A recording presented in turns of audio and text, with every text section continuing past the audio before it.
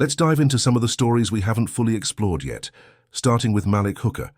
After a pretty solid debut in the 2025 season, there's been a bit of concern surrounding his toe injury. He didn't really practice on Monday, or at least not in the way that counts. More of a light session, a let's keep him moving type of deal. Reports have called it a sore toe, nothing catastrophic, and I'm not hitting the panic button just yet. Honestly, the true test will be watching how he handles Wednesday and Thursday. It wouldn't surprise me at all if he ends up being a limited participant in Wednesday's practice, because let's face it, many veterans don't fully go on that day, even after a long week. If Hooker shows up limited on Wednesday or Thursday, that's actually a positive sign, a green light suggesting he'll be active for the next game. So far he's looked solid, made some impressive plays, and the coaching staff seems optimistic. But as always, we'll be watching closely, because in football, even small injuries can turn into something bigger if not monitored properly. For now, I'm cautiously optimistic about Hooker suiting up and contributing once again, and honestly, it's hard not to feel good about his trajectory after that debut performance. Shifting gears, let's talk about Jaden Blue and the situation with some of the younger players who didn't see the field in Week 1. Blue being a healthy scratch definitely surprised a lot of people. He wasn't on the injury report, so it was purely a coaching decision. When the head coach explained it, he didn't hold back, emphasizing that young players face different challenges and that talent alone isn't enough. It's about consistency, showing up every day in practice and performing at a high level. No exceptions. He even highlighted Tyler Booker as an example. Not perfect, sure, but incredibly consistent. That's what earns you the right to step on the field, especially when the roster is stacked with talent. For someone like Blue, the message was clear. You have to earn your opportunities, and it isn't just about flashes of brilliance in a single practice. The young players, including Blue, were told directly where they need to improve, and the coaching staff expects them to respond. Whether that happens this week or later, only time will tell. What's interesting is that even if a young player has a phenomenal week in practice, numbers and roster considerations might still leave them inactive. So it's a mix of performance and circumstance, a balance that isn't always easy to navigate for emerging talent. There's a level of patience and understanding required, but at the same time there's a clear expectation that they step up and show consistent growth. It's a tough lesson, but one that could be incredibly motivating if handled correctly. And then there's Maisie Smith. His situation is a little different, and honestly, it's a bit concerning. After being a scratch in Week 1, there were comments that suggest he might be inactive again this week. That's not exactly the confidence boost a young player wants. When you combine the coach talking about consistency and readiness with management hinting that he might sit again, it paints a tricky picture. Smith hasn't spent a ton of time on the field recently, partially due to the timing of the schedule and extra off days, and that lack of activity can start to compound. It's the kind of scenario where you worry about momentum, about a young player missing opportunities to prove themselves, and the path forward starts to look a bit precarious. For players like him, getting onto the field isn't just about skill, it's about being ready, being consistent, and showing the ability to contribute in a real meaningful way. If that doesn't happen, it raises questions about the trajectory for the rest of the season. It's not a death sentence, but it's certainly a warning sign that he needs to step up quickly if he wants to secure a spot and start building a lasting presence with the team. Shamar James is another name to keep an eye on. He was inactive, and while we don't know all the details, there's speculation he falls into the same category as Blue and others, young players needing to demonstrate that they're ready for the demands of the NFL. The coaching staff highlighted that week-to-week consistency is non-negotiable, and players who don't meet that standard will remain on the sideline. In James's case, he had a role filled by someone else on special teams, which further illustrates how competitive it is to earn playing time. Young players are being evaluated constantly, not just in game scenarios, but in every practice, meeting, and drill. One weak week can set them back, while a strong one can propel them forward, but it's never guaranteed. That dynamic pressure is part of what makes breaking into the lineup such a challenge. Fans see the games and stats, but a lot of the decision-making happens behind the scenes day in and day out. understanding that context is crucial to appreciating why some players are active and others aren't. Then there's the bigger picture. With Tyler Smith and contract extensions, there's been a lot of chatter about where things stand, and Stephen Jones recently provided some insight, making it clear that there are no hard deadlines when it comes to contract negotiations, which makes sense. If they wanted to finalize a deal 8 games into the season, they could, but the focus remains on keeping players' minds on the game, while also keeping the door open to extend contracts when the timing is right. For Tyler Smith, this means there's still plenty of time to negotiate and get a deal done before the next critical juncture, essentially before the start of the 2026 free agency period. Money talks, of course, and the numbers we're looking at are significant. Fully guaranteed figures are going to be in the realm of $55 million at minimum, with total guarantees reaching $70 million or more, and annual averages could hit around $25 million per year depending on the structure. These are not small figures, and they reflect both the market for top-tier talent and the increasing salary cap that continues to rise year after year.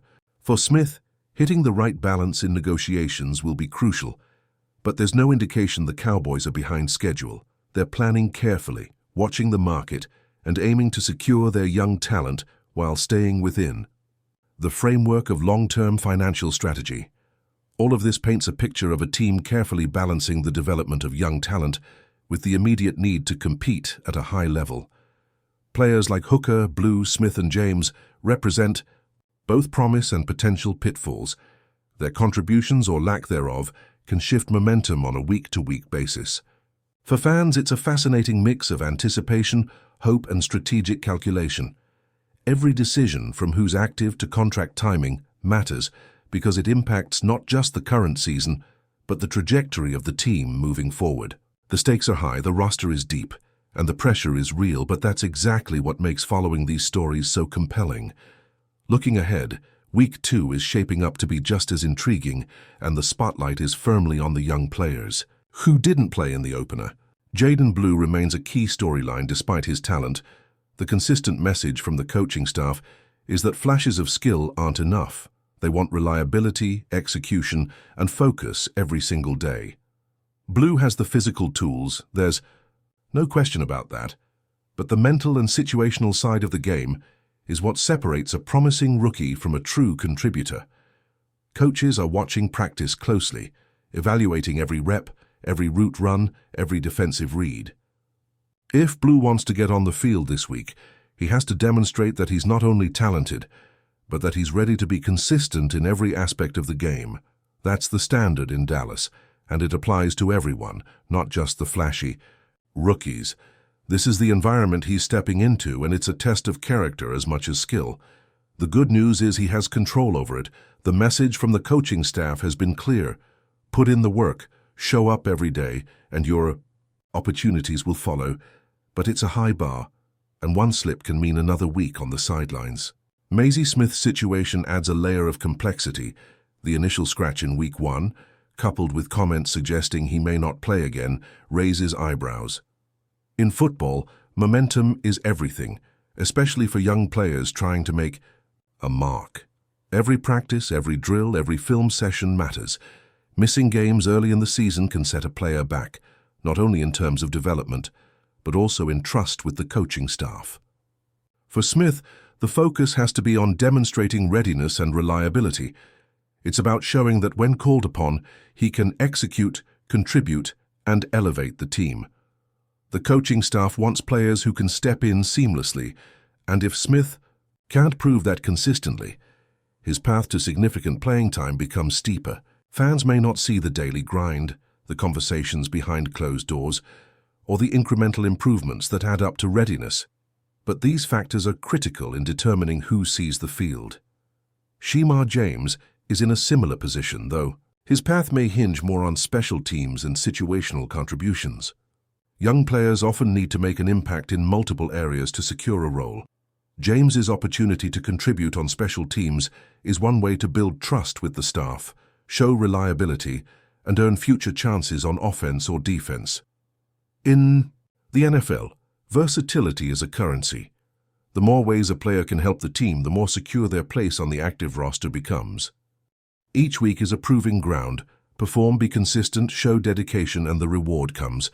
Miss a beat and the competition doesn't pause for you. This is the reality these young athletes face, and it's part of what makes watching their development so compelling. Every decision, every practice, and every snap contributes to the bigger picture. Turning to the broader roster dynamics, the Cowboys are juggling contract considerations alongside player development. Tyler Smith remains a focal point. His extension isn't a crisis, but the timing and structure are critical. Fully guaranteed. Money in the league has become a key factor in negotiations, and for a player like Smith, hitting the right figure is essential both for him and for the team's long-term salary cap strategy. We're looking at numbers that could reach $55 million fully guaranteed, with total guarantees potentially topping $70 million, and annual averages could land near $25 million per year, depending on how the deal is structured and whether the franchise tag comes into play. These figures reflect both Smith's value and the market for elite talent. The Cowboys have the flexibility to act now or wait, but doing so requires a careful balance between financial prudence and retaining a key piece of the roster. Free agency looms, and timing will be everything. Getting this right ensures the team retains a cornerstone while avoiding the risk of market volatility. The team's strategy is about more than just numbers. It's about creating an environment where young players like Blue, Smith, and James can grow, compete, and ultimately contribute at a high level. There's a philosophy here. Talent matters, but so does work ethic, consistency, and the ability to respond to coaching. Players who embrace this culture, who put in the effort day in and day out, will find themselves on the field. Those who falter risk being left behind, no matter how gifted they may be. In many ways, this approach reflects the team's commitment to long-term success. Developing young talent isn't just about immediate results. It's about building a foundation that can sustain excellence over multiple seasons. Every decision, from practice reps to game day activations, ties into that vision. Looking at the upcoming week, the questions are clear. Will Jaden Blue step onto the field, demonstrating he's ready for consistent contribution? Can Maisie Smith overcome early setbacks and make an impact? Will Shamar James leverage special teams' opportunities to secure a more significant role?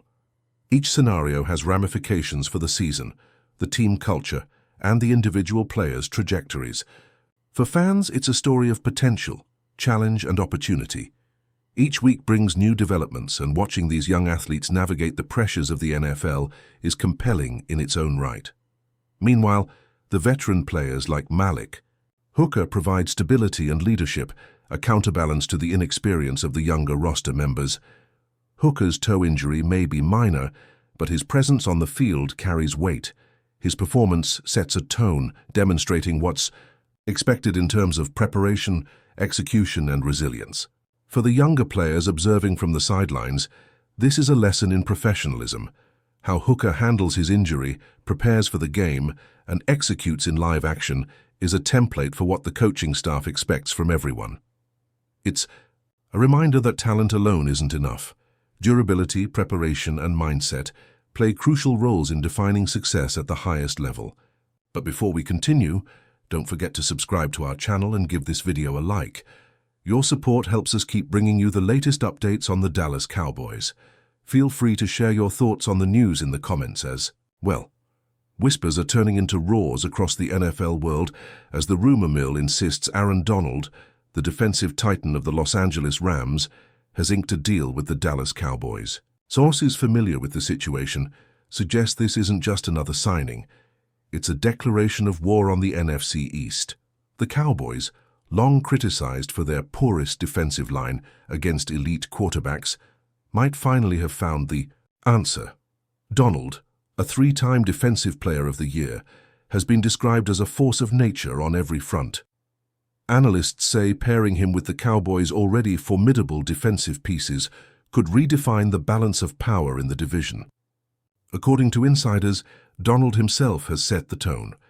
"I'm here to hunt the quarterbacks of the NFC East," he allegedly told close associates, sending immediate chills through Washington, Philadelphia, New York, and even his former stomping grounds in Los Angeles. The very idea of Aaron Donald lining up against the likes of Jalen Hurts or Daniel Jones has fans and commentators buzzing with anticipation and a hint of dread for the opposing sides.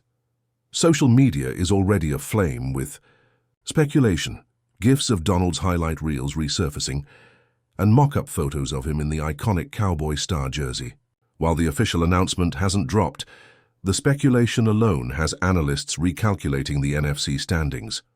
Some suggest the Cowboys could instantly become Super Bowl contenders if Donald maintains his dominant form. Others argue that salary cap, logistics, and chemistry adjustments might temper expectations, but few doubt the potential for chaos. Fans are theorizing how Donald will mesh with Micah Parsons, the team's young linebacker phenom, potentially forming one of the most feared defensive duos in decades. Amidst all the chatter, one thing is certain: the mere possibility of Donald roaming the Cowboys' defensive line is enough to make every NFC quarterback lose sleep. If even half of these rumors hold true, the Cowboys might not just be adding their player, they could be rewriting the division's playbook entirely. The NFL offseason has rarely seen a rumor with this much fire, and for Dallas, the excitement and the pressure could not be higher. That's it for this update. If you enjoyed the video and want to keep receiving exclusive news about the Dallas Cowboys, please subscribe to our channel and give this video a like. We always look forward to your comments and opinions. See you in the next.